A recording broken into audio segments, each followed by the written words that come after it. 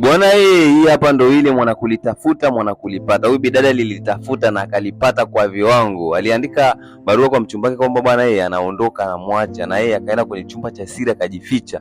Bwana alivyokuja kule, alivyofika akakutana na ile barua akaisoma. Baada ya hapo akachukua simu akaona video ya bidada akarekodi, bwana mimi naondoka, sitaki tena na wewe. Na jamaa alivyomaliza kuangalia ile simu akaenda kwenye nguo akaangalia kwa ile amna nguo za bidada. Bidada akasema kumbe napendwa, akafurahi yeye. Jamaa akapiga simu haitoki, piga simu haitoki. Bidada akasema basi ngoja mimi nitoke, kumbe mimi napendwa. Kutoka hivi aoni funguo, akakumbuka bwana kumbe sana aondoka. Ile katika haraka haraka alidondosha funguo, akawa amepanic, anapiga wale simu haitoki. Akakimbilia pale kwenye kioo anaita, "Madobe niko hapa, niko huku ndani, Madobe." Wapi? Kile kioo ni bulletproof, piga na kiti wapi akivunjiki.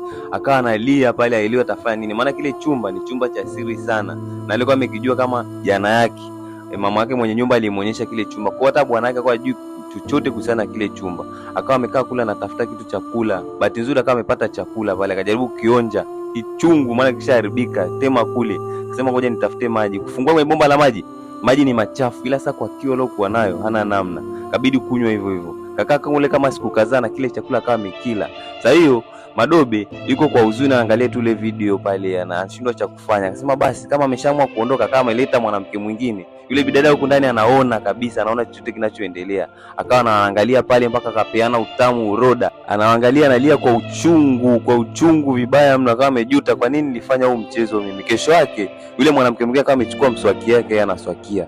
Bidada anapiga kile, "Mswaki wangu uache." Lakini sasa yule mwingine hamsikii, anapiga kile pale, kaenda kwenye sink anaongea, "Wewe kwa nini mnatufanya hivyo?" Bahati nzuri yule dada mwingine akawa amemsikia,